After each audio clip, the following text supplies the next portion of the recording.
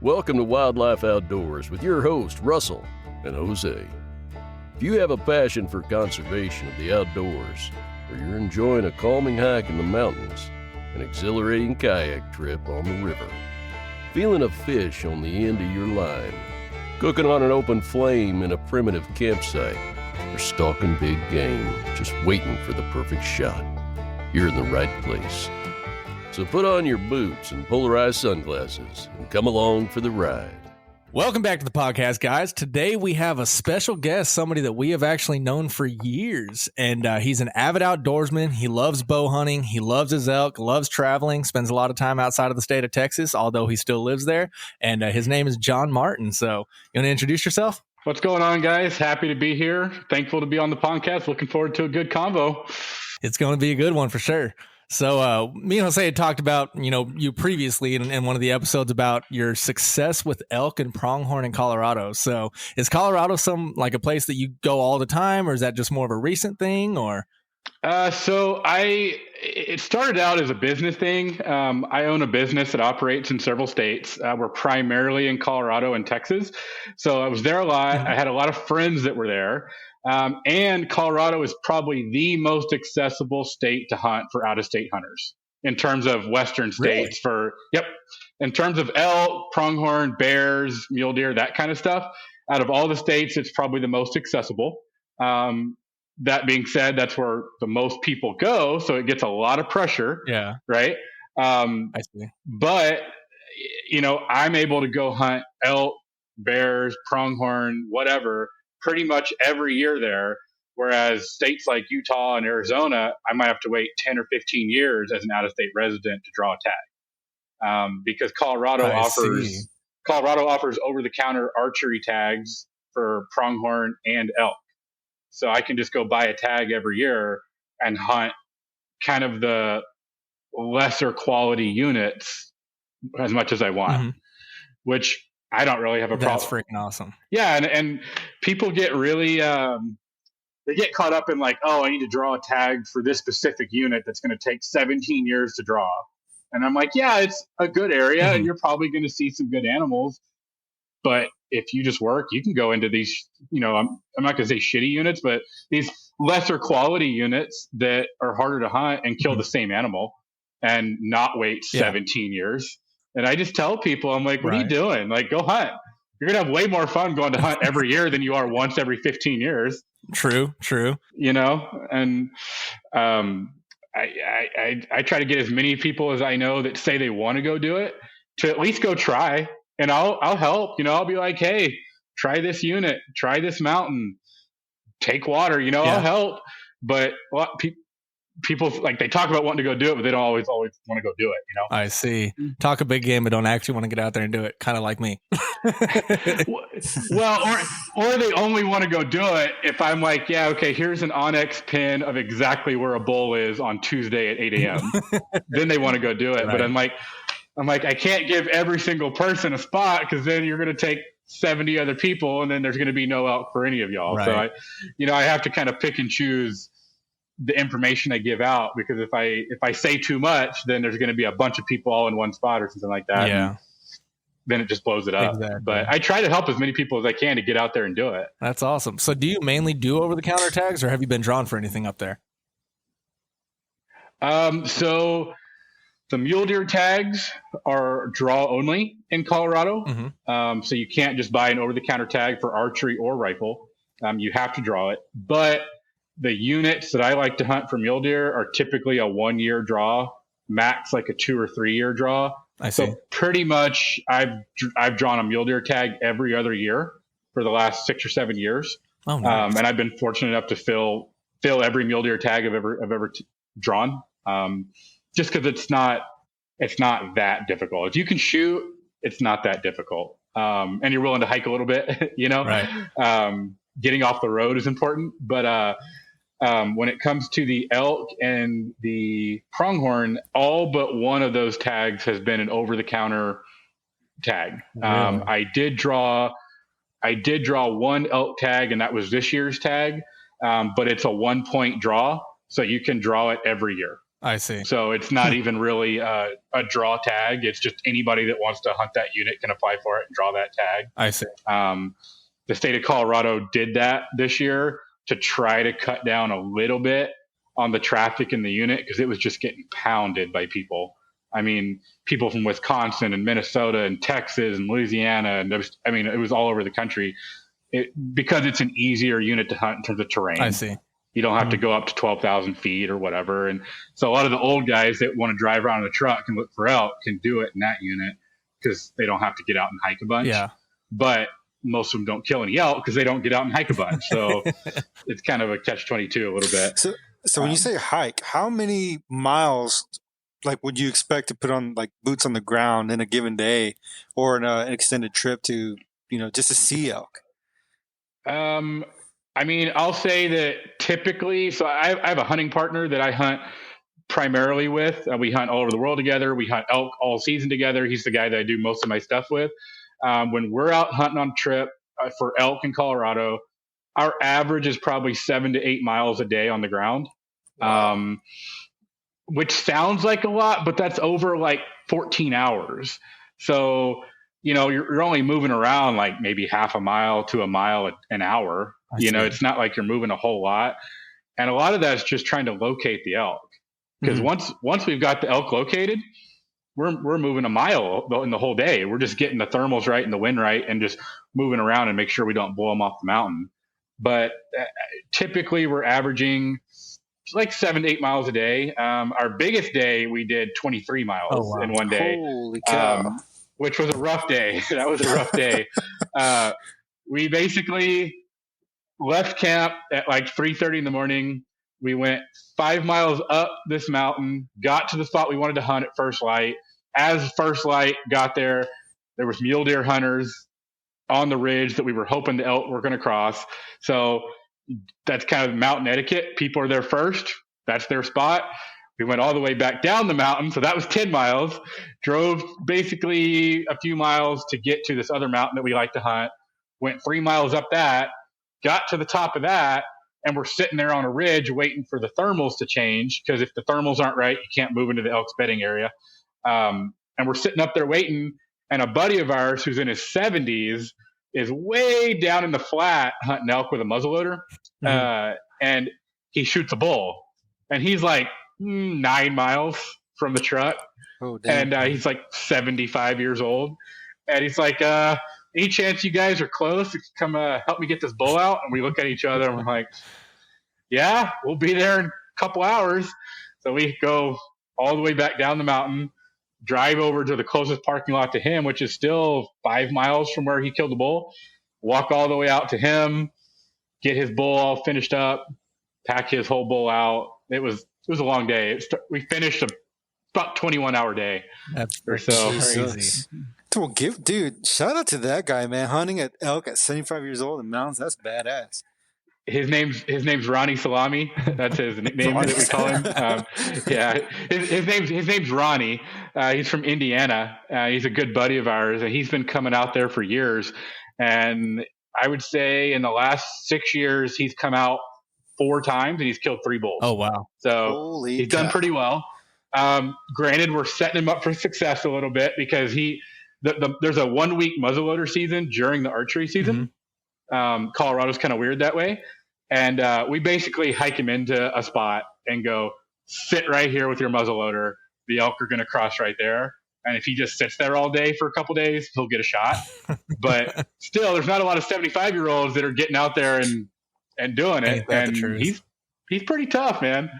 Yeah. A couple years ago, we were taking him out on mules because he couldn't walk that far. And the mule saw a buffalo, and the mule freaked out. And so he freaked out, and he fell off the mule, and he actually punctured his lung. And we didn't know that he punctured his lung. And he's like, no, I'm fine. We're going hunting. And we're like, okay. And so me and him are going to go sit at his spot. I'm going to sit with him while he shoots his bull. And the other 2 guys go 7 miles away. And we're sitting there, and he's just coughing up a lung. And I'm like, are you all right? Like, do we need to get you out of here? Because he's like, no, I'm fine. And after like 4 hours of this. I'm like, we're going to have to get you to a hospital. And I mean, we walked out in the dark and we got him to the hospital, and she's like, how long has he been like this? And I'm like, since like 8:00 this morning. And the nurse is like, yeah, he could have died. And I'm like, Ronnie's like, I'm fine. We're going hunting tomorrow. And I'm like, we're not going hunting tomorrow, but he's a tough old dude, man. He's a nice guy. I would say so. Tough as nails. My goodness. Built different back then. Heck yeah. Oh yeah. That's freaking awesome. And he still insists on packing out a quarter of his elk with us every year. He won't slack. He'll put 100 pounds on his back and carry it out. He'll walk, the speed of smell, but he'll get it out. My man. Damn, Ronnie. Shout out to you, dude. Right. That's freaking awesome. So when you say miles, are you speaking as what a pacer would say is miles? So it's accounting for elevation, or is that mileage as the eagle flies? It's the tracker on my Onyx. Okay. So it's taking into account elevation and that kind of stuff. Okay, cool. It wouldn't be that far if it was just like as the eagle flies, but we're going 1,000 feet up, 500 feet down, 600 feet up over here, 500 feet down. So it's taking all that into account. Okay, cool. Yeah, I was about to say, I was like, if he can go 5 miles as the eagle flies at 75, like that's freaking insane. Yeah. No, that's a lot for me. It'd be rough. That'd be rough. He's hunting where he hunts primarily that we take him into. It's kind of a desert flat area, kind of below the mountains. And the elk are down there. They get down there in the flats, and it's a big kind of like 6 foot tall desert brush country. Yeah. And we put them on water holes and stuff, and it's very successful. I mean, guys kill bulls like that every year. It's just not as much fun because we like to call them in. It's cool when you get to call them in and get them close. But for muzzleloader hunt, what I would do for him. Right. That's awesome. I was watching a video a couple of days ago about some elk hunts in Arizona, and it seemed like it was pretty much flatland brush country and stuff like that. Yeah, I've got buddies that are down there in Arizona hunting right now. And that's primarily how they hunt. I mean, I'm not hating on it. Like if that was the terrain I had to hunt and that's all I could do, I'd be sitting on water holes with my bow too. Yeah. And I'd shoot the bull when he came in to get water because he's going to do it every day. Right. But that's also the way everybody hunts pronghorn. That's not how I hunt pronghorn. Everybody sets up pop-up blinds on water holes and just waits for the pronghorn to come in. They shoot them when they come to get water, which is super effective. Yeah. And if I didn't have the ability to go kill them another way, I would hunt them that way too. But I like to decoy them in. We take big pronghorn decoys and get out in the fields and crawl around and make the bucks mad and get them to run up to you and shoot them. And, it's just more fun. Right. I get bored sitting in a blind. I start playing games on my phone and I don't pay attention, then I fall asleep. Yeah. So I can't do it. That's why I missed the dove that flew in last time when I was dove hunting. So yeah, I can't do it. Like I can't sit still all day. Kudos to the guys that do. I can't do it. I'll fall asleep or I'll do something dumb. I'll start shooting at birds with my bow or something, waste $100 arrows. I don't know. Usually it's when you're not paying attention, the big one comes. So maybe it's a good thing you're not chilling in the blind. I know, right? Man, this year's, it was rough. I mean, it was like storming, lightning, thunderstorm, raining. It was cold. It was windy. All day long we were walking around and we saw no elk, no nothing. I mean, it was just the whole day. We're both like, should we just go home? Like, should we just go back to the camp? Like, what are we doing? Like, why are we out here right now? There's not going to be any elk. And then at like 5 p.m., we're on this random ridge, like less than a mile from the truck, which is super close to the truck for us. And a bull answers us at like 400 yards. And we're just like, now of all times today and all places, whatever, now he's just going to answer right here. And literally within 3 minutes of the first bugle we got, we killed him. Really? I mean, it was just like bam, bam. No. And that was the first bugle we had heard all season because they're not rutting yet. They weren't fired up yet. So literally we heard one bugle the whole hunt, called him in and killed him. And that was it. That's awesome. That's insane. Did he come in hot and heavy or? No, they were all coming in quiet because they're not rutting yet. They're just now starting to get where they're kind of talking and wanting to fight. He came to want to fight, but he had a few cows with him and he was basically above us on the next little bench. And he answered us because we sounded off a bugle. He answered us, but a bull elk is never going to come down the hill to fight you because they've got the high ground. Like in Star Wars, bull elk's going to never come down a hill to fight you. He's always going to take the high ground is going to make you come up to him. 99% of the time, somebody's going to chime in and go, well, one time. And I'm like, yeah, one time somewhere one did, but they're not going to most of the time. Right. And so our wind was wrong because our wind's blowing at night. In the evening, it's going up the hill. Right. So we had to go back around and get on the same level as him. And then we bugled again, and he bugled further away because he was pushing his cows up the hill away from us because he's going, hey, these are my bitches. I'm going over here. You stay over there. Don't come in near my women. It's basically what he's saying to us because he thinks we're another bull. Right. And we're not even talking to him. We're talking to the girls because think about like in humans, how mad would you get if some dude's talking to your girl and you're telling him, hey, leave my girl alone. He's just ignoring you and just keeps talking to your girl. Yeah. It's going to piss you off. Right. Well, it's the same with the elk. You don't really talk to the bull. You talk to his cows if he's got cows, because that's what's going to make him mad. Yeah. And so when he answered us going away from us up the hill, we just ran like 60 yards closer to him and then bugled right at his cows again. And he turned around and goes, oh, that bull just came 60 yards closer. Now he's coming for my cows. So he turned around, left his cows, and came 80 yards back across the ridge down the hill looking to fight because now he wants to fight, basically just to make me go away so he can go back to his cows. And unfortunately for him, when he came down the ridge, my hunting partner was standing there with the call and the decoy because we use a cow elk rear end of a cow elk decoy. So they have something visual when they're coming in. And I was already sitting there at full draw. So he just came around the tree and stood there and looked at me and game over. I mean, I think he was at 38 yards, which is pretty much a chip shot if he's standing still. So, and he just ran 40 yards, fell over. He was actually alive for like 2 minutes, which I was trying to figure out what was going on because I heart punched him. Yeah.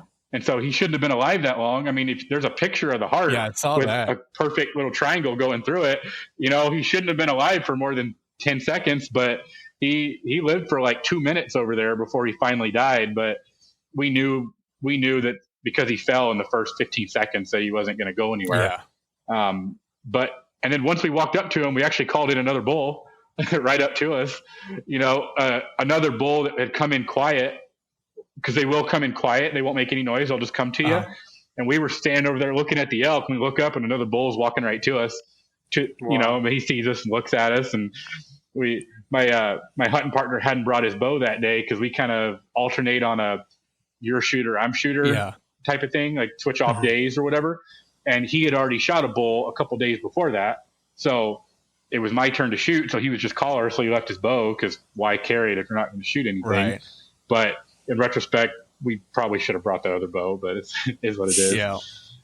He was whispering to me. He's like, just shoot it. I'll tag it. And I'm like, nah, we don't need that. We don't need that bad juju right now. Right. So, but yeah, it was good. It was kind of miserable getting him out because it was raining and cold and not fun, but in a way, but it is still as fun. I mean, it's still an experience, but dude, that's freaking awesome, man. So so I have a question about that. So after you down them, how much work, how many trips does it take to get all that meat off the mountain?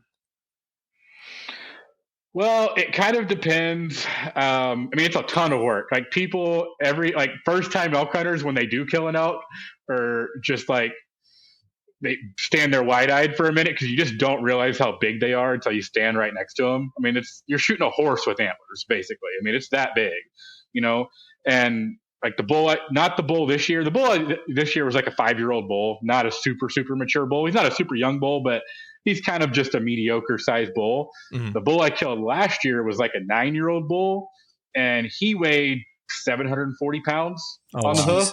So, at that point we had him quartered up in probably 2 hours. And by that, I mean, we have each of the 4 quarters. Then we have the 2 rib rolls, the 2 back straps, the 2 neck loins. There's a bunch of neck meat on the side. And then you've got the head and the cape. All of that's going to weigh about 520 pounds, 530 pounds typically. If we have to, and we're going downhill, my hunting partner and I could get a bull off we've got a bull in one trip before, but we each carried about 220 pounds. Yeah. And that was super rough. And that was going downhill the whole way. And that was because we had to. Typically, we can get them out in 2 trips. We'll just take 2 trips in, 2 trips out, and get them out. And we're each basically carrying 100 pounds each time, give or take, on top of our pack that's going to have 30 to 40 pounds roughly. It sounds like a lot, but with these packs these days and the way they distribute weight on your body and all that, it's not horrible. I mean, if you're super out of shape, then yeah, it's going to suck. But if you're in at least a little bit of good shape and you've got a good pack, you can carry it out. It's not the worst. But it is, it's not for the faint of heart. You have to want it. You have to actually enjoy doing it, because I know people that have gone and killed one elk and they went, never again. That was fun, but never again. And I'm like, I get it. Like, I'm not mad at you, like, you also got to like sleeping out there in the rain and missing, football season and all that stuff. If you really want, Right. See, that's one thing I've always wondered is like how the logistics of it are, because it's a massive freaking animal. And a lot of the times to get to them, you have to be miles away from trails and trucks and stuff like that. And I know, I don't remember. I want to say it was one of the YouTube videos I was watching where in Arizona, I believe it was, that you can go like a mile into the property or something like that with Can-Am or some type of mule or something like that, motorized to get in there, but no more than that. And it's only to recover game. And I was just like thinking, well, hell, if you're like 8 miles in and you can only go 1 mile, if it allows the terrain wise, I'm like, that's still quite a bit of a hike with hundreds of pounds of meat. Oh, and if you're talking 2 trips, you're talking 16 miles back and forth each way. So you're talking 32 miles just to get that bull out. And you have to do it in a day and a half because your meat's going to spoil. Yeah. It's archery season it's going to be 70 degrees during the day for the most part. So you're like, once you kill a bull, it's like, well, for the next 24 to 48 hours, we're working. Take some caffeine tabs and some ibuprofen. Every once in a while you get lucky and you kill one real close to the road. This year, that bull I killed, we had parked the truck and gone like a mile and a half around up this ridge. And when I killed him, we were sitting there looking at the map, and my hunting partner looks at me and goes, "Is there a road on the other side of that hill right there?" And I went, "Nah, we've been up here a bunch of times. There's not a road over there." And I pull up Onyx, and I'm like, "Onyx says there's a road right there." Walked 400 yards to the top of the hill. There was a road. That's awesome. So, literally went and got the truck, drove the truck on a paved road, drove the truck 400 yards from the bull. Pack out took maybe 7 minutes. It was a great time. That's awesome. Wow. And I'll never get to do that again. Right. That'll probably never happen for me again. Every other bull I've ever killed has been 6, 7, 8, 9 miles out from the truck, but I'll cherish that one and be happy about it. Right. And with it being inclement weather, like maybe they were just giving you one. Yeah, maybe. I mean, it was day 12 straight. I'd hunted all day, every day for 12 days, which is I do every year. I hunt every day of the season until I kill one every year. I killed one 3 years ago. I killed one on the second day of the season. Last year, I killed one on the 30th day of the season. And this year, I killed one on the 12th day of the season. So I take what I get, but maybe I was getting something from the elk gods for 7-8 miles a day for 12 days at that point. We were almost 100 miles in at that point. It was getting rough. That's freaking crazy. But it's super fun, man. So tell us about that 30-day trip. That was a grind. I wanted to give up so many times during that month because I probably took 2 days off. I'll be honest. I probably took 2 days off during the month where I was like, I just can't do it today. Yeah. I'm just the elk win today. But that was last year. I hunted, barring those 2 days, I hunted every day of the 30-day season. I got really, really close the first week. My hunting partner was hunting in Alaska for the first 2 weeks of the season. He got invited on a caribou hunt. So I was hunting solo, and I got really close to killing a giant bull the first week. He winded me at 40 yards. It happened. Yeah. And then didn't really get any close shots for the next 2 weeks. And then my hunting partner came back into town, and then we had a couple buddies coming to town. So I was helping them hunt. And then it was the last 3 days of the season, and we hunted really hard, and it came down to the last afternoon. I mean, it was like 2:00 in the afternoon. We were at the truck, and I was like, should we go hunting? And we got like 6 hours left of the season. My buddy's like, yeah, let's go. Let's try to get you a bull. And I'm like, all right, let's go somewhere. And I pull up Onyx, and I'm like, how about right there? That looks like where an elk would be. So we drive the truck, we park it, we walk 1.5 miles, 2 miles in, let out a bugle. He answers. It's like 6 p.m. on the last day of hunting. We kill the bull at like 6:15.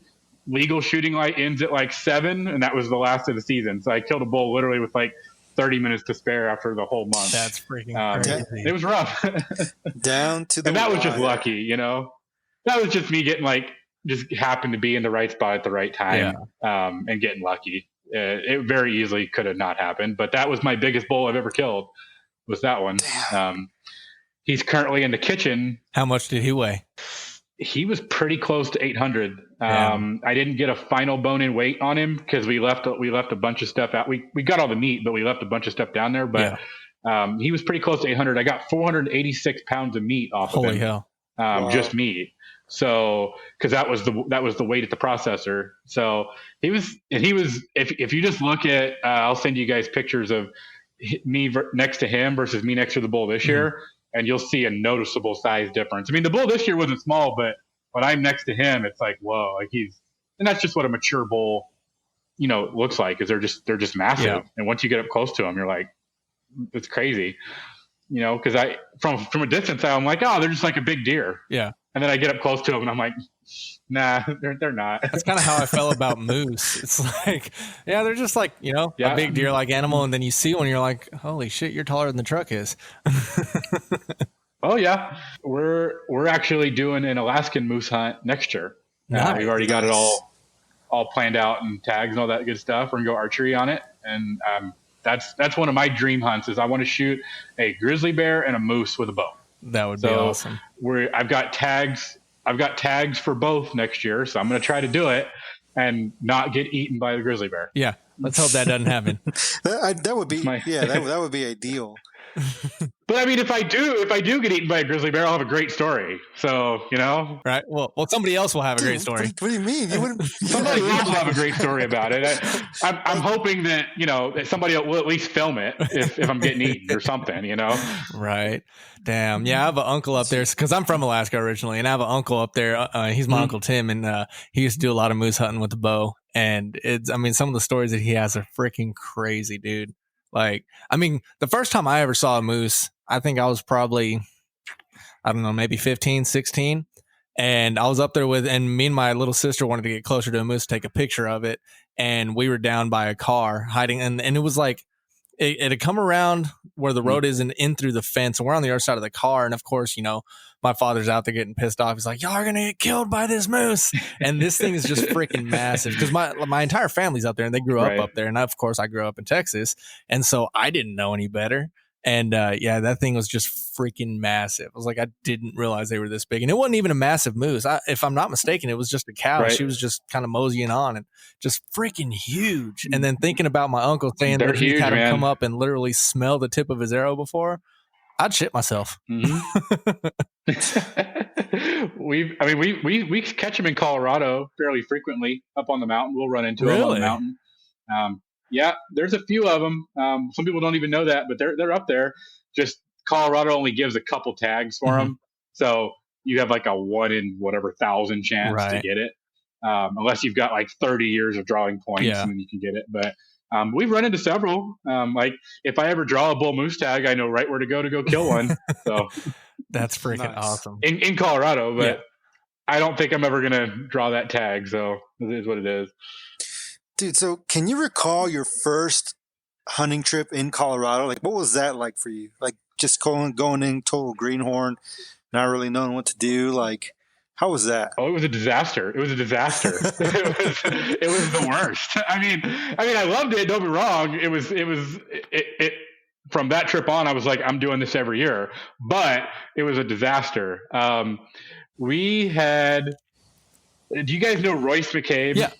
He went to high school with us. Okay, so Royce and I we decided we're going to go archery elk hunting, And we didn't know a whole lot, right?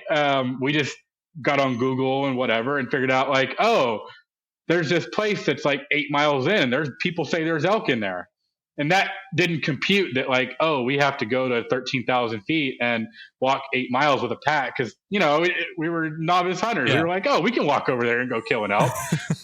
And so we're getting this trip planned out. And both of us were at that point still avid outdoorsmen. We still went deer hunting and fishing and did all the stuff. We had just never been on a trip like that, right? Where we were camping in the mountains and doing that kind of stuff. And we underestimated what the altitude does. We underestimated how hard it is to find water. On top of that, we had a couple buddies of ours who were younger than us, who were teenagers, basically, said, we really want to go. And we were kind of like, well, do we? I mean, they were 18, 19, 20 years old. They weren't kids, but we were kind of like, well, do we take these kids? Do we not take them? Yeah. Like we're going to be the adults here if we go. And we were like, you know what? You guys can come. We'll tell you what to do. We'll tell you what gear to bring. That being said, like, this is also like our first time really doing this. So we're not going to babysit you. You guys have to kind of be able to handle your own stuff and do your own thing, but we will kind of help out and coordinate. Right. And so we get in there and we basically get the first 7 miles in, which is way too far for somebody that hasn't done this before to do it. I would never recommend somebody that's never done this before to go where we went or to go that far in. But we did because we're stupid. And we get to this ridge. We're at like 13,000 feet and this big valley goes one way. And then this other big valley goes this other way off this ridge. And we're like, okay, you guys go hunt that area. We'll go hunt this area. We'll meet back up here in 3 days. One day later, at like 2:00 in the morning, we get a distress call from these two guys. And it's like 1:00, 2:00 in the morning, and Royce and I's phone both starts blowing up, and our Onyx and our GPS start blowing up. We roll over and look at it, and they're like, out of water at the bottom of a canyon. We're dehydrated. We can't move. We blah, blah, blah. We need to get care flighted out, all this stuff. And we're like, all right. So we pack up camp at the middle of the night, put on our back. We hike. We're like 4 miles from them. Mm-hmm. So we hike about 4 miles to them. We find them about 7:00 in the morning. And they're in the bottom of this rocky ravine canyon.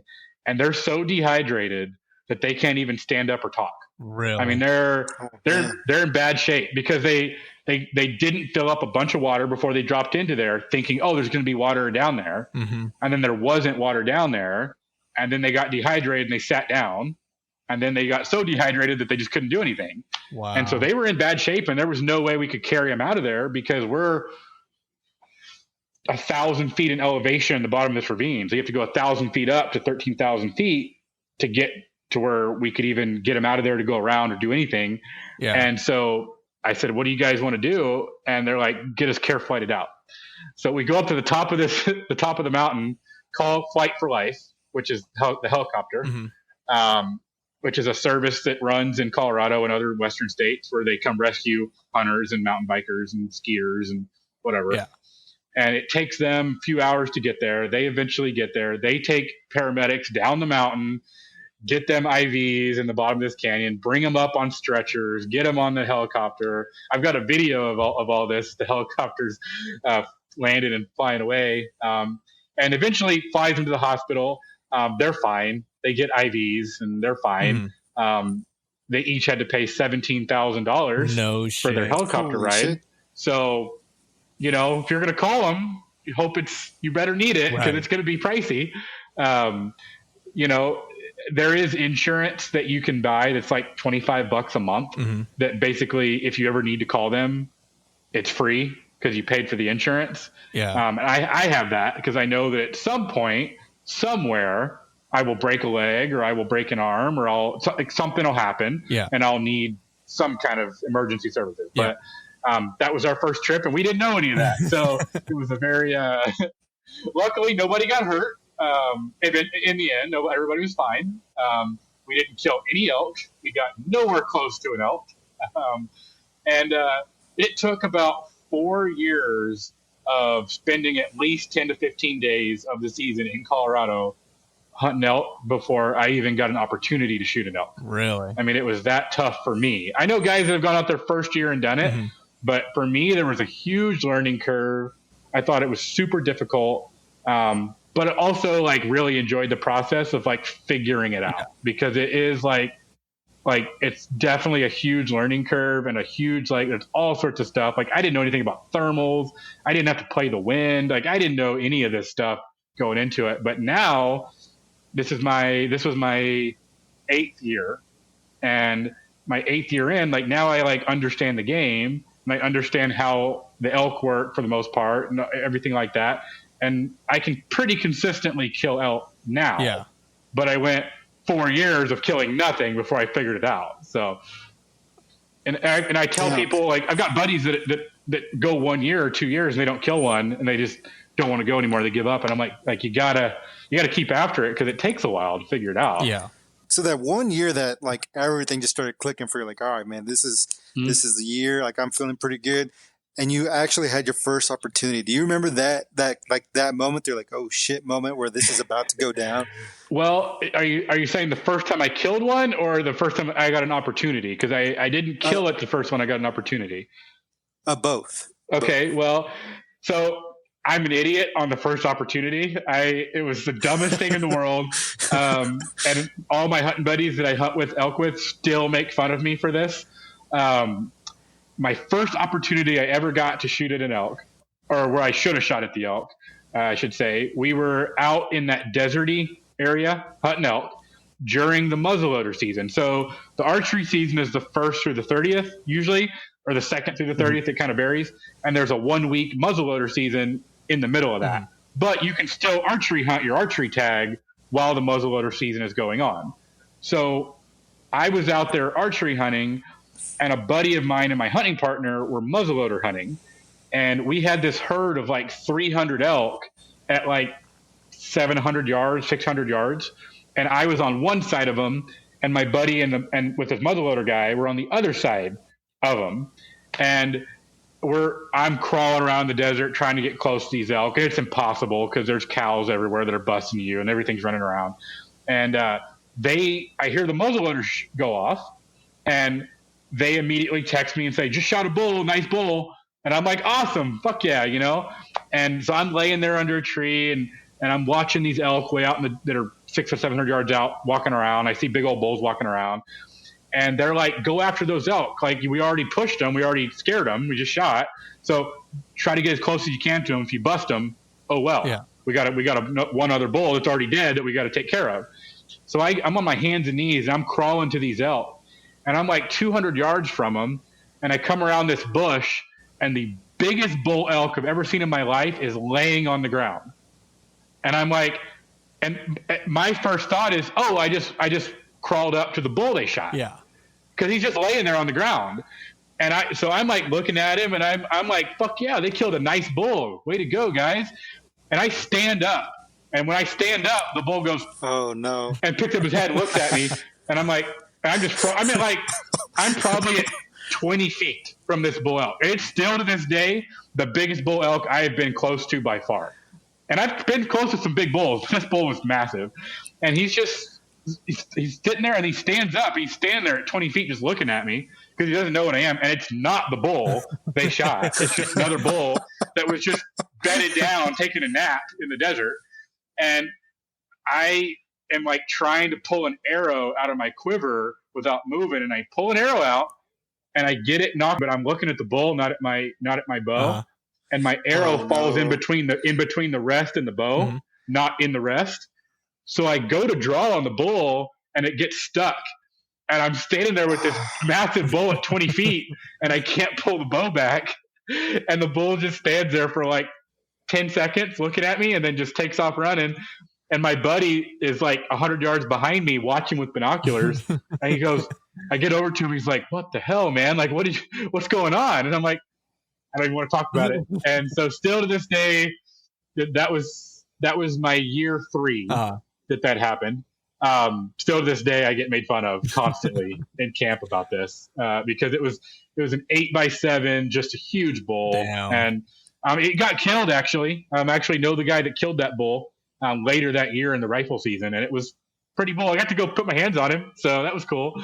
But yeah, that was my first opportunity. Lesson learned: when there's a big bull on the ground right there in front of you, go ahead and put an arrow in it. Worst case scenario, it's already dead, and your buddy just yells at you for putting a hole in his meat. You know, but tip of the day. In the situation, I was just like, oh, it's got to be the bull they just shot, because they had literally just shot a bull right there 30 seconds ago or a minute ago, you know? And I was like, oh, this is him. And my bad. The first opportunity I got to shoot at an elk, I'll be honest, was not the first elk I killed. I wounded a really nice bull year 4 that we never found. He actually lived, and another guy that we know killed him about a month later. But the first opportunity I had to shoot at a bull, we were way in there. We were probably 8 miles in there. And my hunting partner is super experienced hunting elk. He's older than me. He's killed big bulls all over the world. He's just amazing elk caller. And we get to about noon, we get to this little ridge, and we're on one side of the ridge. And he goes, all right, take a nap for about an hour. About 1 o'clock, the thermals are going to change. We're going to pop right over the top of this ridge. We're going to call down to the valley on the other side. Bull's going to answer us. He's going to walk right up to us. You're going to shoot him. I'm like, haha, very funny, you know, whatever. Take a nap. Hour later, 1 o'clock, he's like, all right, it's 1 o'clock, time to shoot a bull. Okay, wake up, go to the top of the ridge, which is like 20 yards above us, pop on the other side. He bugles, literally bull answers 300 yards below us. He goes, all right, get ready. I look down, and a big old 5-point bull, I've actually got it on video, comes walking up the hill to us. And Royce is actually with me. He's the cameraman on that hunt, and he's right behind me. And the bull kind of comes up and then turns, and he's come to the side of us, and he's only at like 25 yards. But he stops behind these 2 trees, and I'm at full draw, and I can't let down and I can't move because he's right there. He knows we're right there. Yeah. And so for like 2 minutes and 20 seconds, I'm at full draw, and my arm's shaking, and I can barely hold the bow back. It's a mess. And then finally he comes around the tree, but I have to move. So I take like 2 steps, and I'm barely leaning around this tree, and he's quartered at us. And it was the first time I'd ever had a chance to shoot at a bull. And I took a shot that I should not have taken, and I hit him right on the point of the shoulder because he's quartered at us. And I got about 5 inches of penetration, 6 inches of penetration on him. And he ran out there to about 90 yards with the arrow snapped off, stood there for 10 minutes, and then it just walks off. And we followed blood for 100 yards, just dripping blood, and then never found him. And we went in there a couple more days after that and never found him. And then our buddy in the first rifle season went in there and killed him and sent us a picture of him. He had an arrow wound on his shoulder and all that. And we looked at the video, and it's the same bull. And I was heartbroken. Like, when I say I was heartbroken, like, I have never been more sad about anything in my whole life. Like, I don't care about the ex-girlfriends that broke up with me, none of that. I was more sad about when we didn't find that bull, because it was like the culmination of like 4 years of just like grinding it out. I finally got a shot, and I screwed it up, you know, and I was super upset about it. And it was just like something you have to go through, you know, you have to like, all right, got to keep trying. And then the next year, we went out on the second day of the season, went into this little canyon, ripped a bugle. 5 bulls answered us within the first 15 seconds. Oh, wow. And we had 3 bulls. 3 bulls come inside 100 yards in the first 5 minutes. And one of the bulls came up to 11 yards, and I shot him. And he ran like 20 yards and died. So it was kind of like a surreal, like, oh, it's that easy. Which it hasn't been that easy the last 5 years, you know, like why? But now I understand that it was because I finally understood where the elk are going to live, how they're going to move, how the wind is going to affect them, how the thermals are going to affect them. Like, without knowing it, I had learned how to hunt them. Yeah. And then now I'm more conscious of like, oh, these are the things to do. And if you do these things consistently, more often than not, you'll get an opportunity. And that's why since that time, I've been able to pretty consistently get opportunities at them. I see. But it took a long time without getting any shots at them to do that. So you basically learned by full immersion. Yeah. So you went, all season, every year prior to that. So. and made every mistake you can possibly make. like you name it. Like I've made the mistake of like I've approached the bull wrong. I've made the wrong call. I've dropped the decoy. Like I've knocked a broken arrow on accident and then realized it when I was already drawing the bow. Like you name it, I've done it. And you found, but you learn like, oh, like now I always remember to look at the arrow before I knock it, or I always remember to look at the rest to make sure the arrow's on the rest, or whatever it is. Like you learn, but it was a learning experience to do it. So you got a mental checklist now that you go through everything before you or you get the opportunity to take a shot. Yeah. No, I really do now. Now it's line up the bubble, make sure you check your yardage, make sure your camera's on. Because I like to film everything. Yeah. And I go through the list in my head. But we also have a rule: we don't shoot at bulls over 30 yards. Yeah. And I know guys that shoot bulls at 90 yards with their bow every year. And I'm capable of doing it. I mean, I can put a target out there and I can put 3 arrows in a softball at 90 yards with my bow. But in terms of just odds for there to be a mistake or the elk to move 6 inches or move a shoulder or whatever, it's just so high that I can't ethically bring myself to do it. I've done it on pronghorn. I've done it on whitetail. I've done it on pigs. They're not the size of an elk, and they're not near as strong as an elk, and they're not as resilient as an elk. So I actually broke my golden rule this year, and I got a big lecture for it from my hunting partner, because that bull I shot this year was at 38 yards when I shot him. Yeah. But I just I felt really good. I was really comfortable. He was perfectly still broadside. I was perfectly everything felt really good when I took the shot. But later on, I got about a 5-minute lecture about, hey, we don't do that, right? And I'm like, you're right. I know. I was excited, Yeah. But yeah. But at least it didn't turn bad. So. No. I sure. mean, I would have felt horrible if it did, because I've been there, right? And it's not a fun time. Yeah. So you said you bow hunt pigs. I know that Jose is hopefully planning a trip. I think he said next year, maybe this year, to go bow hunt some pigs. You have any tips for him? I mean, where are you going to hunt them? I mean, are you hunting over a feeder, or what's the plan? So I don't really have a place to hunt. So there's some places near where I live that are public lands, and there's a spot that's archery only. So I want to try and hit that up and try and figure out how to get on some pigs and doing the whole public land deal. Because I've never done it. I've never shot a pig using bow. And the only thing I found on public lands here in Texas have been dove and duck. So this is going to be a whole another ball game for me too. So currently, still trying to get my bow tuned up, get everything set it in, make sure everything's good to go, and then hoping to hit it within the next month once I finish up field season. So we'll see. Are you able to debate at all on the public land out there? I'm not familiar with public land rules over there. So it changes from unit to unit. It just depends. On this particular one, you can, but you can't do it until April. From April to August is when you can bait. Okay. So I've got a mixture that's pretty killer that if you make it, and there's pigs in the area, you should get them in there.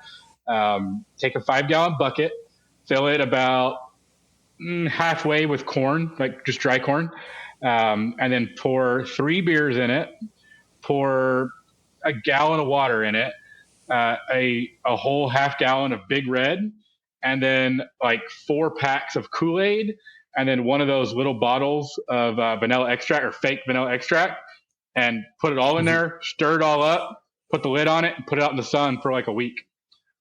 Whenever you get ready to go hunt, just find somewhere where you've seen pig sign and put it out, and within a day they'll be on it and they'll eat it. And if you want to keep them there for a little bit longer, take a post hole digger with you, just a hand post hole digger, and dig it 3 feet deep in the ground and fill the hole up. And then they'll stay at that spot or in that area for 2 weeks trying to dig it up, and they'll dig it up and dig it up and dig it up. But I mean, do you ever come to Kyle? Are you ever around? Oh yeah, I go there like probably every other weekend. Because I've got a tree stand here at the house, and there's like 30 pigs at the feeder every night. So if you want to just shoot one, you can just sit in my tree stand and shoot one. It's not that big a deal. I mean, I'm shooting them like every time, John. No, I mean, you're welcome to, man. I mean, I shoot them literally almost every day. I shoot one from the house because they run my deer off. So every day from the house at some point, or actually at night. I've got a thermal set up, so I've got a cell camera on my feeder that's right over here behind the house, and I just when I wake up from bed in the middle of the night and I see the pigs are there, I just open the door and I shoot one with the thermal from the back door, and I go back to sleep, and then the next day I get up and go drag it off or whatever. But yeah, Nick, if you're in Kyle, I'll just let me know when you're going to be in Kyle, and I'll let you know if I've got pigs coming in regularly, which they're pretty much regular, but if I shoot one, they stay away for a week or two, then they come back or whatever. But you're welcome to shoot one out of the tree stand. It's like a 17-yard shot, so it's pretty easy, to be honest. Dude, heck yeah, man, I appreciate that. There's nothing. Awesome. There's nothing really big in there. There's not any big boars that I've seen. But I don't care about that. Just want to try it. I just got into archery, like, I don't know, man, maybe 3 years or so ago. Right. And I love it. I love shooting a bow. And I've only ever harvested whitetail. My first yeah, not that long after I got into it. And then since then I've just been busy with school and stuff. Haven't touched my bow in a long time, so just trying to get back at it. But yeah, man, I'll be down. If that's cool with you, dude, I'll take you up on that. That'd be sick. Yeah, I mean, I'm not really going to be here a whole lot, but when I am here, I'll definitely let you know. And if it's during deer season, you're welcome to shoot a deer there too. I mean, there's at any given day, there's 25, 30 deer at the feeder right now. So, if you want to shoot a deer, shoot one. It's I don't have any. There's not going to be any big deer, not that I've seen over here, but you're welcome to whatever walks in. Heck yeah, man. I'd appreciate that. I've shot everything from that stand right there in the last couple of months. I shot a bobcat from it. I shot a coyote from it. I shot pigs from it. Like, you never know what's going to walk in right there. Because that big ranch backs up to my house. Yeah. There's several thousand acres right there behind my house. So I get all sorts of critters coming into the feeder right there in the yard all the time. Is there still a bad coyote problem out there? I know when I lived over in the area, there was quite a few coyotes. We'd hear yipping at night. I mean, they're still here. I've been whacking them pretty good. The neighbors sometimes don't like it, but I've been knocking them down pretty good. I've killed 13 here at the house since I moved in. Nice. So I turned the predator call on the back fence and sit on the back porch with the thermal at 2:00 in the morning and let them come up to the fence and just shoot them. Efficient. That'll work. Let's be honest. That's what I do. I mean, I'll be honest. There ain't nothing wrong with that. It's pretty easy. I've been trying to get the mountain lion because there's a mountain lion that lives in this ranch right back here. And my dad's seen him twice in the last couple of years. I've yet to see him, but he lives in this ranch right behind the house here. And I'm going to call him in one day. I keep trying. I haven't done it, but I'm going to do it.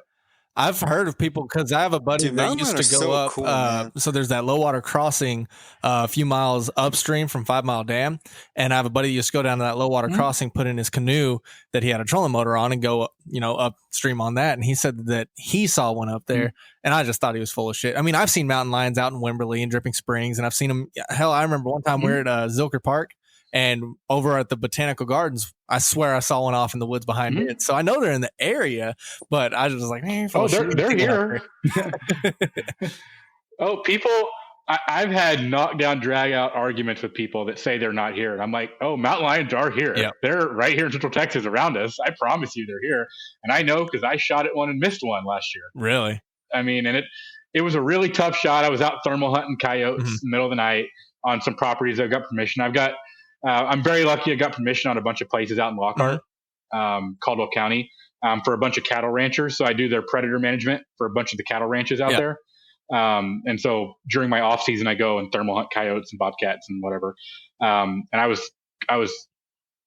thought it was a bobcat, and it was way off in the woods, and I was calling it in. I was sitting there and I couldn't see it anymore.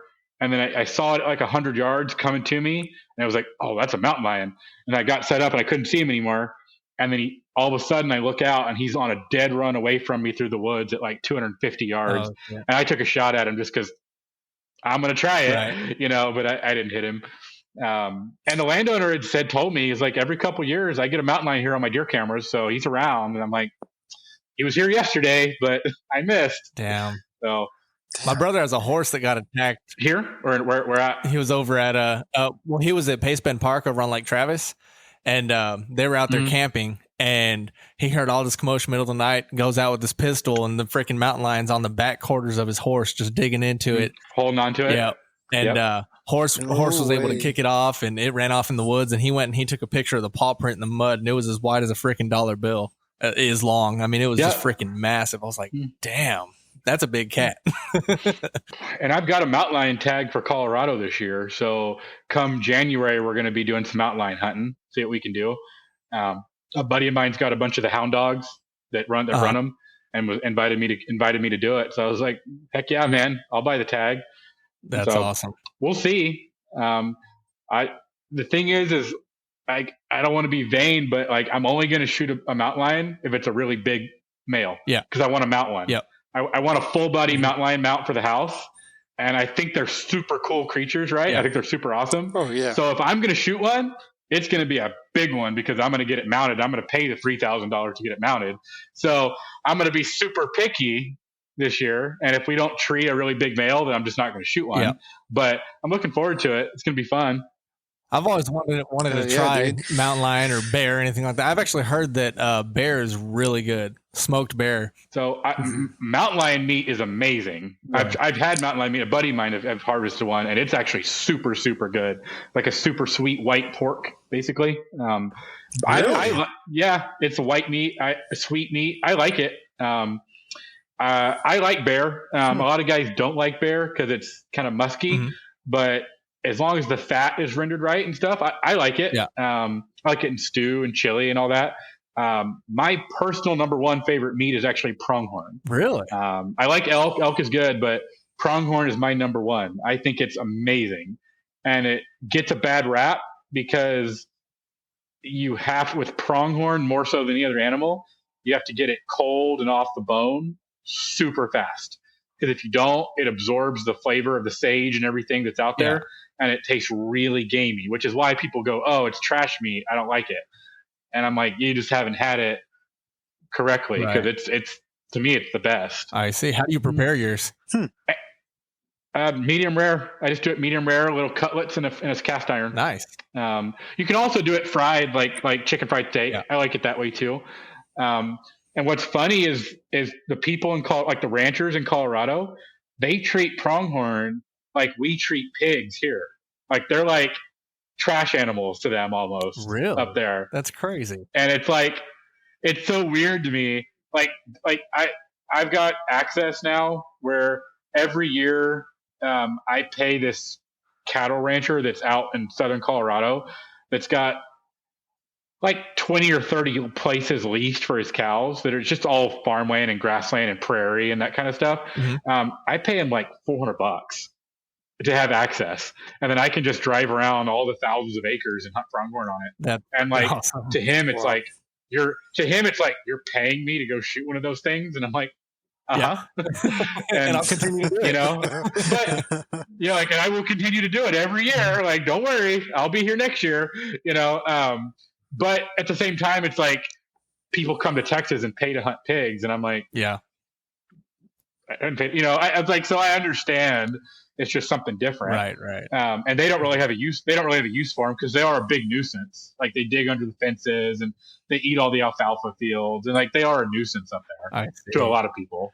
I think they're super cool, but whatever. I get it. Yeah, I've never seen one, but I've always wanted to see one, and I've always wanted to hunt one too. There's a lot of animals out there that I've seen that I've wanted to hunt. Also, like there's a few ranches out Central Texas area. I think Wimberley, heading out towards Wimberley, where they got bison and some scimitar horned oryx and stuff like that. And it's like, I wish I could friggin' hunt one of those. I've never hunted an oryx. I've shot several bison. But they were like on our ranch. I grew up with us having bison on our ranch as a kid. So to me, they're like cows, but I do want to go on like there are a couple herds of bison left that are like truly wild, like original herds of bison in North America. Yeah. And I would like to draw one of those tags and go do like an archery, like real wild bison hunt. Yeah. It's super hard to get the tag for, but I'd like to do it someday. It'd be fun. Dude, heck yeah, that'd be sick. So I hear you say archery a lot. So is that like your main weapon of choice, I guess, or you're just more of like an opportunistic, like whatever happens kind of thing, or do you have a preference at all? I definitely like to go hunt archery more than rifle. It's just more, to me, it's just more fun because you can get close to them. There's more strategy involved. You get to hunt before all the rifle hunters. Mm-hmm. So, it's also opportunistic. Like, I want to go hunting before all the rifle hunters go hunting, so I get it. Mm-hmm. That being said, I've killed a deer with a rifle every year after archery season. You know what I mean? So it's like, I'm not against it. Yeah. Like, I'll hunt all archery season with a bow, and then come rifle season, I'll go pick up the rifle and go sit in a deer stand and shoot a deer.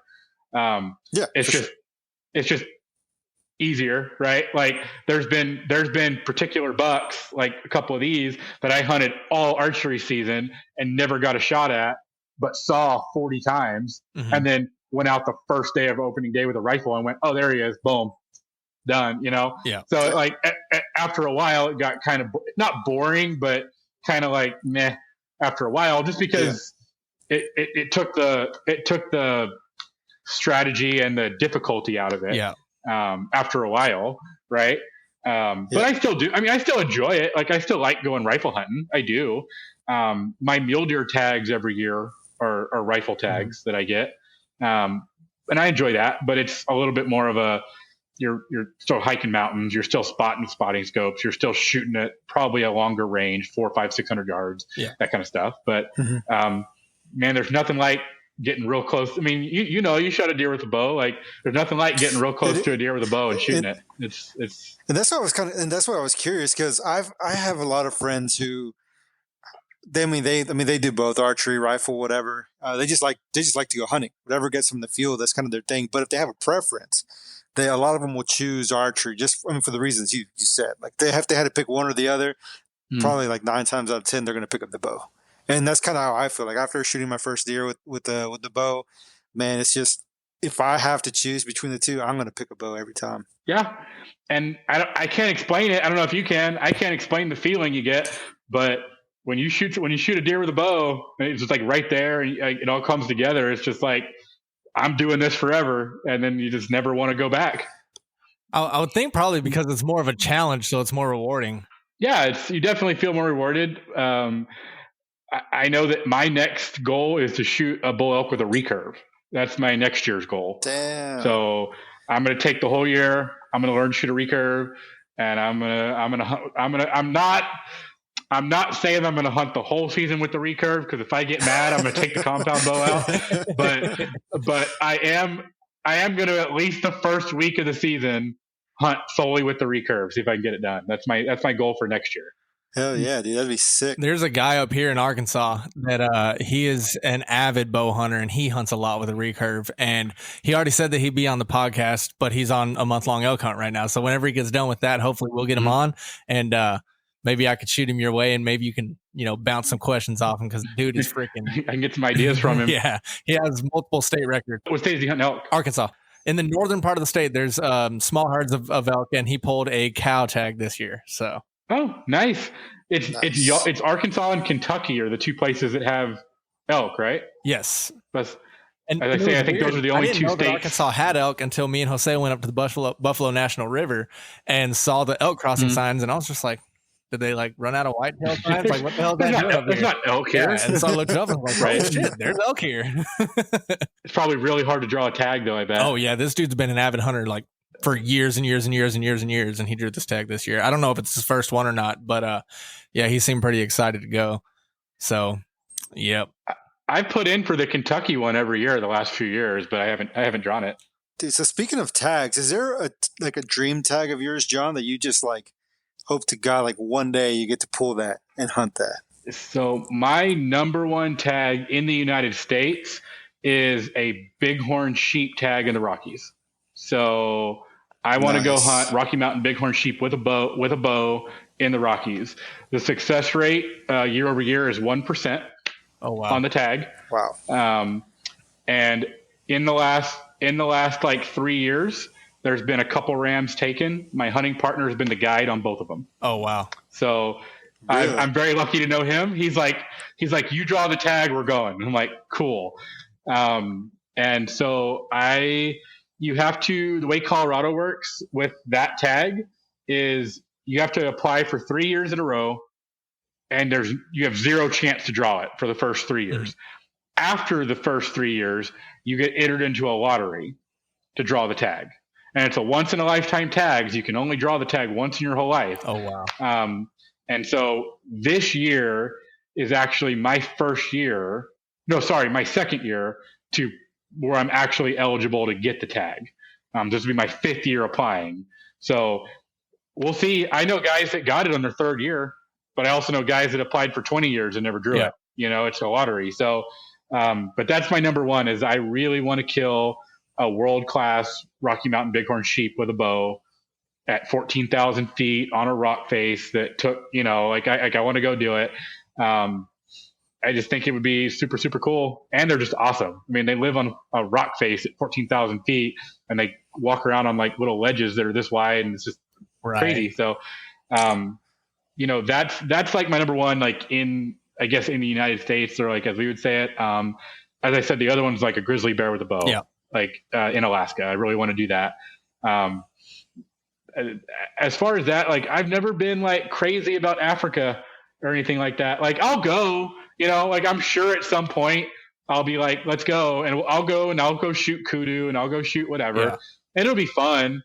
But for some reason for me, like the North American big game animals, like in Alaska and Colorado and Wyoming and all that have just been like, that's what I'm passionate about. That's what I want to do. Yeah. That might change, once I harvest everything in North America that I want to harvest, then like I may start going to like, I don't know, the Middle East and killing those crazy goats they have in the mountains and whatever else. But for me, until I kill all the major big game animals of North America, I don't really have an interest to like really go to Africa or go somewhere else and do it. I mean, I will if somebody says, hey, we're going to go do it, but it's not on my list. You know what I mean? I see. Yeah. Yeah. Mine is, when it comes to fishing and stuff, like I want to go and catch everything that's not here. So I'm kind of the opposite in terms of that. Right. What's your dream fishing trip? What do you want to catch? There's a bunch of them, but I would say probably a roosterfish over in like Costa Rica or something like that. There's just, I don't know. There's just something exotic about stuff that would take miles to get to and I don't have hardly any access to, and just knowing the amount of work that it's going to take to get to a location and be successful to harvest said fish on a fly line. Cause I mean, I'm not saying I'm fly or die, but I'm damn near fly or die. It's very rare that I pick up conventional, spinning gear or bait casters. So, I think it's more of a challenge thing in terms of that, which I think is kind of like my deal with hunting right now. Like, I'm not that much of an experienced hunter, but I want to get out and do it. And I think that's the allure is it's a challenge for me. It's something new. It's something different. And in turn is going to be more rewarding just because I don't know what the hell I'm doing. And if I were to somehow get it to happen and be successful at it, I think it's a hell of a lot more rewarding than something that I can easily attain, The one thing I would add to that is there is something to be said for going out and learning to do it yourself rather than getting other people to teach you or take you to do it. Because I promise you'll learn way more having to go do it by yourself and figure it out than you will if somebody holds your hand and takes you. Right. And I have, I shouldn't say buddies. I've got friendly acquaintances. They get kind of upset with me sometimes during hunting season because they want me to take them. Yeah. And I'm like, if I take you, you'll probably kill something because I've done the legwork, right? Yeah. But it'll be doing you a disservice because you're not going to learn. Yeah. And then I'm not always going to be here and you're never going to kill anything if you don't learn. Exactly. And so a lot of times I make buddies that they're like, hey, let me tag along on your elk hunt. And I'm like, do it for 2 years on your own and then I'll take you. Right. Or whatever, I'll tell them different stuff. And sometimes they get mad and sometimes they do it. But I in the long run, it's the same thing. Like you're doing them a disservice if you just hand it to them. Because then they'll never learn. Oh, it's the old adage. You can give a man a fish he'll eat for a day. You teach a man a fish he'll eat for a lifetime. Yeah. Yeah. And you just got to do it.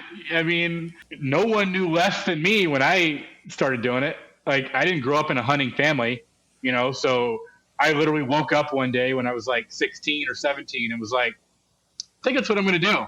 And then just from then on, it was just, that's what I did. But, I learned more because I just got dropped off at the ranch with a 22 and was like, go kill stuff or whatever, and then it became less, it became less of, as I got older, it became less about killing stuff and more about just cool experiences. Yeah. Like being there with my best friends, or being like Royce McCabe is my best friend. Me and him have shared some really cool experiences on the mountains or wherever, all over the world together. Yeah. And like, you can't buy that, Exactly. like me and him might be 70 years old and we'll be talking about the time that the bear charged us on the mountain. We were 18 or whatever it is. Yeah. Right. And I think a lot of people miss out on getting to experience some of that stuff because they're too caught up in what's going on in the day-to-day lives. They don't make time to go have some of those experiences, and you only get one life. Yeah.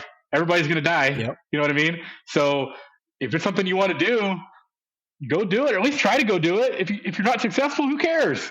At least you did more than 95% of people, because most of the people didn't even try to go do it. Exactly. And it frustrates me when people, like, I'll get Instagram messages, right, where people will be like, dude, you're living my dream. Like, I just wish I could ever do that one day. And I'm like, do it. You can. Yeah. Like, you can. I promise you can. You just gotta go do it. Yeah. And it's tough to watch people and know that some people are never gonna experience like being on a mountain at 14,000 feet and seeing the sunrise. Yeah. And it's just even that. And then all of a sudden there's a bugle. And it's like, that's the coolest thing in the world. But most people don't even know that exists. Yep. Or whatever. Maybe, for you, it might be like catching the perfect fish on a fly rod at first light. Mm-hmm. Or I don't know what it is for you. It's different for everyone. Yeah.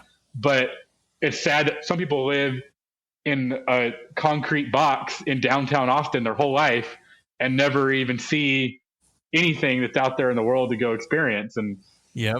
I think people are missing out. They think running on Town Lake is an experience. Yeah. Which, I mean, for some it is. And for them it is. Yeah. And I understand that. I'm not saying everybody needs to go, camp for a month in Alaska and hunt a grizzly bear with a spear. Right. I'm not saying that's what you have to do, but there is more to the world than work and cars and businesses and downtown. And, there's more out there. And are you really going to be that happy when you die if you didn't go do what you wanted to do? Exactly. I encourage people to go live life a little bit, because life's too short, Absolutely. Damn, John, I feel like you're talking to me right now, bro. It's just one of the things I'm passionate about, man.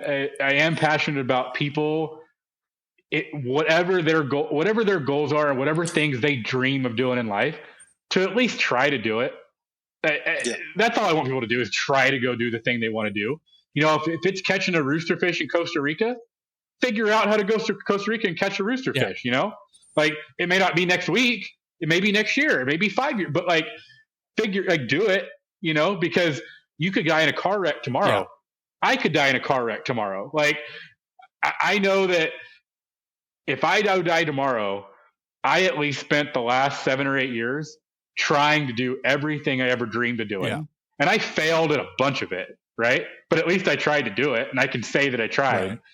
And I just, that would be like the one message that I would tell anybody that I talk to is to at least try to follow your dreams. As cliche as that sounds, like, for outdoorsmen, I think it's really important to have goals and have dreams and then actually try to do them. Yeah, absolutely. It's kind of funny. I was at this event like 2 weeks ago, and this woman and her husband, they were talking to me about their fishing trips that they've been on. They went to Florida. They did all this stuff. They were catching like tarpon in the Keys and everything. I was like, damn, like, I know a couple people in Florida. They've been trying to get me to go. I just haven't gone because of this or that. They're like, look, you're just never going to have the time. You're just never going to have the money. That's just how life is. It's one or the other. Forget about that. You can make more money. You can never get back the time. Just do it. Just go for it. Just do it. Don't even think about it. Just do it. Because there's going to come a time where you're going to sit there and you're going to be thinking about all the stuff you shouldn't have done, but never got to do. And man, like, after that conversation, I started really thinking about it. And I was like, Jesus, dude, like, she's right. I've been wanting to do all this stuff for years, and I just never have. I never put forth that effort. And every year I get a little bit older. Every year, there's some time that I'm right there with you. Do the stuff I've been wanting to do, and it's just like, damn, man. It's kind of funny we're having that you were able to join us today, because literally last week I texted Russell. I was like, dude, in this one state we can be hunting elk next year. There's over the counter tags. we can do this. And I mean, now that we you're on, and I mean, you're speaking experience, like, or walking proof of what it can, like, you can do it. Anybody can do it, who's never done it before. Anybody can do it that's never done it before. So it's just like, dude, this is, so I feel like this is just like a sign to screw this shit, man. Let's just go do it. Yeah. I'm not saying just quit your job and just, don't be smart, but I am saying that you're never gonna, but you're never gonna be all that upset that you bought that $400 plane ticket to go fishing, or that you bought that tag and spent a week walking around the woods, right? Whether you killed an elk or not, or whatever it is for you, but like, don't eat out for a month. There's your $400. Exactly. There you go. Now you got that's what I tell people. They're like, well, I have a budget and I've got kids and I've got a wife and I've got all these. And I'm like, I get it. I'm not stupid. I understand, but I promise you, like, if you look at, like, not you directly, I'm just anybody, right? If they look at their spending, they can find the $400 or the $300 or the $500. It might take them a month. It might take them 6 months. It might take them a year to save up. Yeah. But I promise, like, this stuff is so accessible and it's really not that expensive. Like, I'm not staying in hotels. I'm just throwing a bedroll out next to the truck on public land. Like, it does not cost me a whole lot of money to be able to go do this stuff. Yeah. The most expensive part is the tags.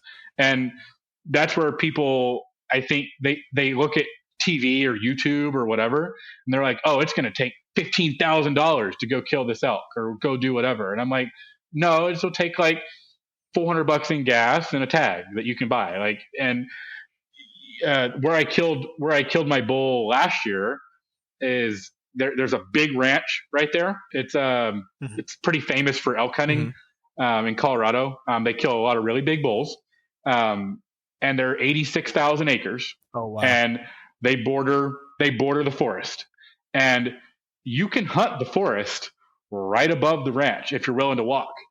And they charge, I think this year it's $25,000 a bull to shoot a bull elk on the ranch. I parked the truck, walked a couple miles around, got on the forest above their ranch, called a $25,000 bull out of their ranch across the fence onto the forest, and shot him for $900. And I'm like, anybody can do what I just did, but people don't. They got this idea in their head that it's like crazy expensive, or just got to go try. Yeah, get out there and fail a little bit. You'll learn. Yeah, you'll learn. I promise you'll learn. Be safe. Take some precautions. Have a good GPS unit, and don't be stupid like I was my first year. But because I'll admit it. But it's really hard for me every year, because I want to help people. I do. Like, I want people to go do this and experience this. And I touched on it before, but just to reiterate, like, I get Instagram DMs and all sorts of stuff every year before hunting season. A lot of times from guys that I don't know super well, right? They're just kind of acquaintances, or they know me through somebody else or whatever it was. And they're asking to tag along on the hunt, or they're asking to do this, or they want me to send them a spot or whatever. And I'm just like, I can't do it, mostly because some of the spots aren't mine, or because they're not capable their first year of going into this spot or doing that or whatever. But when they get upset with me because it feels like I'm telling them no, when really I'm telling them go do it, but go do it on your own first. Yeah. And I've got a guy that's upset with me right now. That's a friend of a friend, because he just messaged me like directly and was like, hey, I want to go on your elk hunt with you next year. What are the dates you're going to go? I'll tag along. And I'm kind of like, you can't go with me next year, man, but I'll, give you some advice on where to go. It gets kind of awkward, but I try. Well, that seems kind of like he's being kind of demanding, like just assuming he's invited. That was a bit forward. Well, and I kind of how I felt too, but I also, he was a friend of a friend. So I was trying not to ruffle the feathers of anybody, but it gets tricky sometimes on that. I can imagine. But I mean, I do help. Like, I pick and choose people every year where, like, people I know that are really willing to put in the work or really like putting an effort or doing certain things that need just a little bit of help that are like, hey, you know, in this area, where do you think I should hunt? And I can look at the map and go, hey, listen, like elk are always going to bed on the northeast face in the middle of the day. So this is a northeast face that has good cover. There's water in this canyon. I would hunt right there. Yeah. I'm not telling them usually that I've been right there and I know there's elk, even though I have, but I'm usually giving them, advice to where I'm putting them in the position to be successful. Yeah. But until people have done it, they can't. I can't just hand it to them because then they'll never learn it. Right. Mm-hmm. Yeah, that's one thing with here is that I just need to get out. And we said this last podcast, so it's probably going to sound redundant for those that always listen. And just this conversation we just had just kind of definitely hit it on the head. Like, I just need to get my ass out there and do it. Like, quit making excuses. I live 15 minutes from the damn national forest. Just need to get my ass out there and do it. Right. You can drive 15 minutes, go deer hunting. Yeah. Worst case scenario, you took your gun or a bow or whatever for a walk in the woods for a couple hours. Like, what? Yep. What did it hurt? Exactly. And it's just peaceful to get out there anyway. So then once you get one, you're going to be like, now I'm doing it every week. Right. Exactly. Which is what happened. I mean, you know, that's exactly. And I'd say that's probably what would happen with me, because I have an addictive personality. So if I get into something that I like I just run with it. And that's kind of how it happened with fly fishing. Like, Jose handed me a fly rod and said, hey, try this, because he was catching fish and I wasn't. And then, I mean, look at me now. I got like a pile of 18 fishing rods over here. And, you know, we run a podcast on fly fishing. It's like, I just ran with it. And before I forget, because I've got ADD, I'm going to forget. Remind me to drop you guys a pin on, I've got some pins on a couple high mountain lakes in Colorado that are a little bit of a hike to get to. But if you take a fly rod up there, you will catch the crap out of some beautiful trout that nobody ever fishes. Nobody gets to them. And remind me to send you a pins on them. Okay. And you guys, if nothing else, in the summer, plan a trip and take it like 4 days and just go fishing. I promise you'll be catching trout that are 25, 30-inch trout. Hell yeah. All day. I'll take you up on that. I love Colorado. Yeah, that sounds like a good time to me. I went to Colorado for the first time this January and freaking fell in love. I went to Breckenridge and then drove to Vail and freaking gorgeous part of the country. And I took my kids, and it was just me and my two daughters, and took them out there and tried to do the whole skiing thing that didn't really go too well with a 5-year-old and a 13-year-old. Skiing is hard with kids, yeah. When I don't know how to do it in the first place. So, and I tried to book lessons too late, and it was a nightmare, and I got COVID. It was a whole thing, but nonetheless, it was gorgeous. Thing, yeah. And I definitely plan on making a trip back. So hopefully be able to get to do some fishing. I got to fish for 8 minutes. And it was on a whole 8 minutes. And it was while my 5-year-old was playing in the snow for a little bit. My 13-year-old was watching her play in the snow for a little bit, and I didn't have waiters. Right. We literally just went and ate at an Italian restaurant, and I looked out the window and I was like, oh shit, there's water there.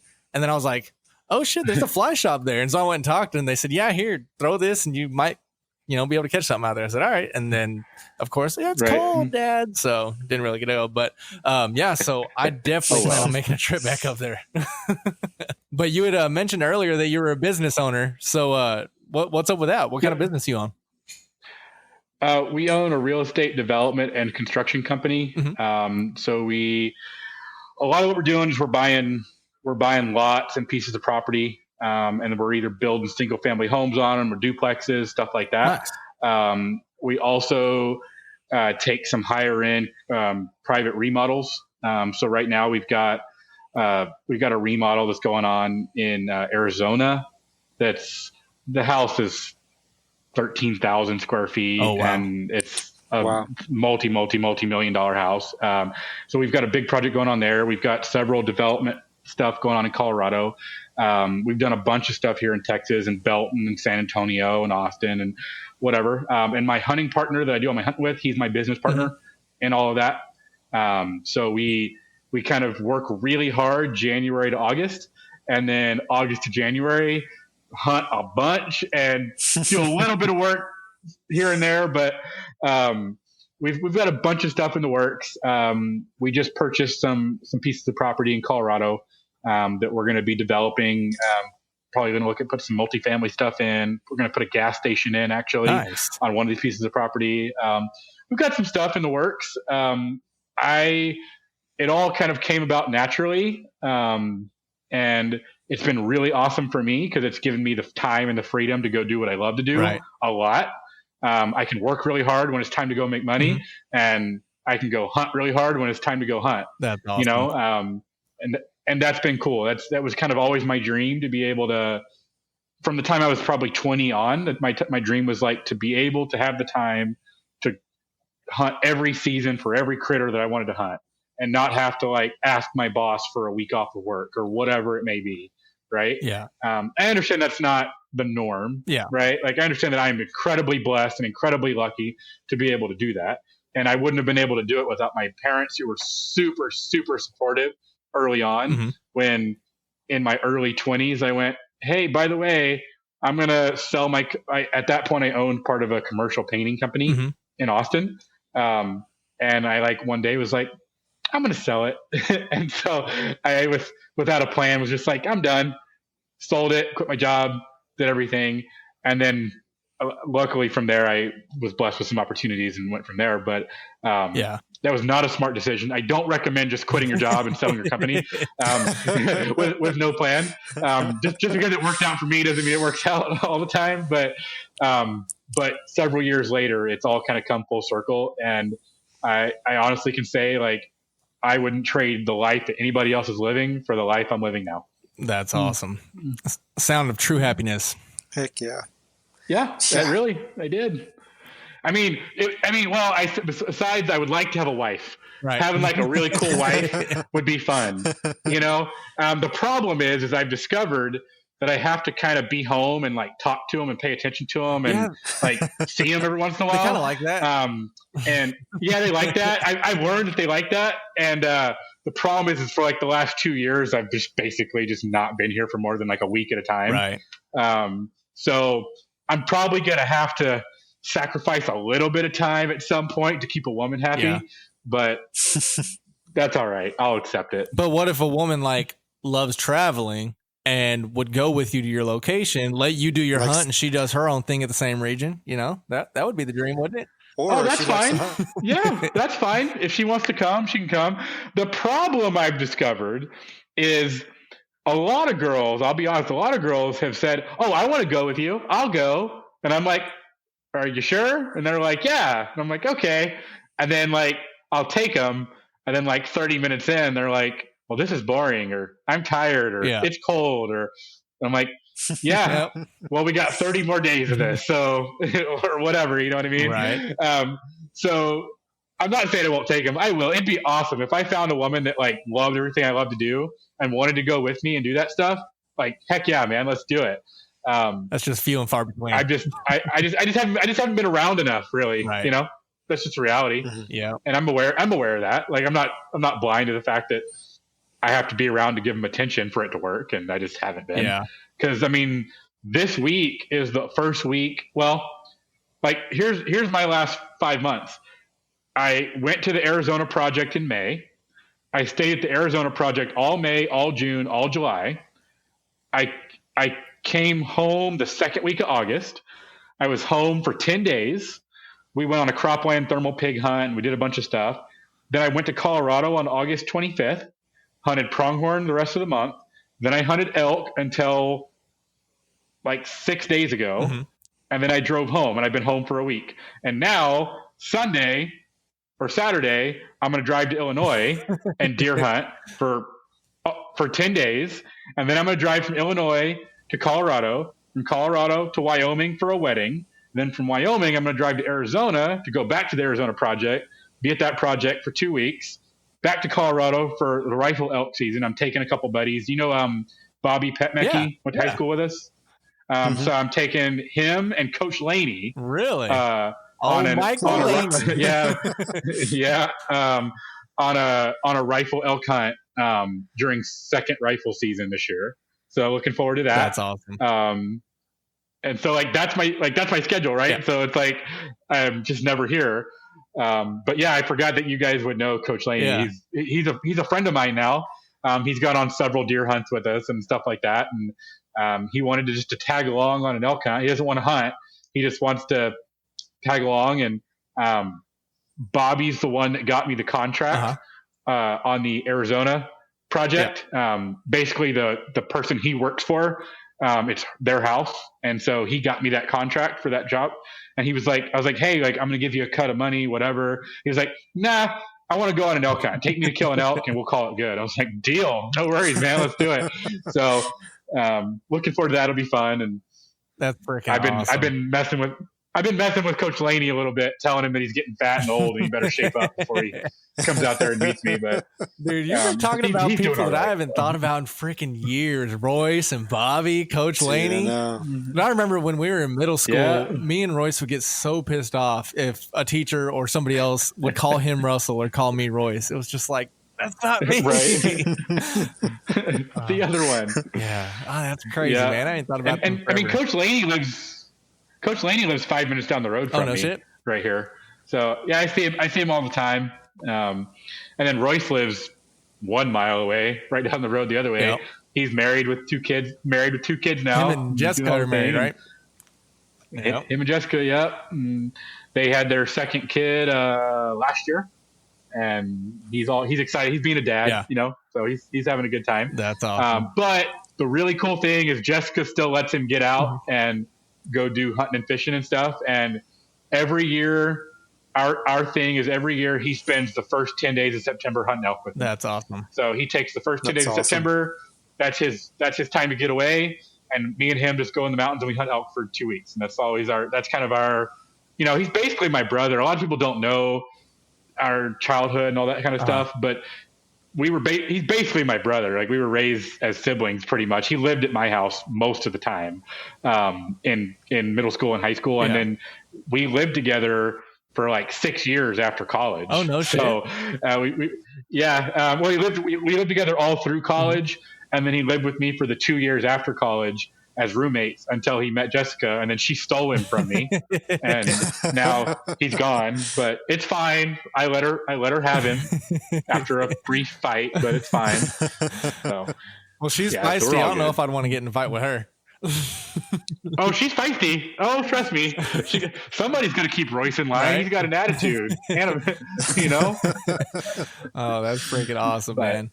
Yeah, I didn't know that y'all were that good of friends. Didn't y'all play tennis together in high school? Yeah, he played on the tennis team when I was in high school with me. Yeah, we used to get in trouble a lot because we would just make each other do dumb stuff. Yeah. But oh well, it's fine. That's awesome. I recently tried picking up tennis, and my goodness, I didn't realize that was. I mean, so my girlfriend is 8 years younger than I am, and she runs marathons, so she's in by far better shape than I am. Right.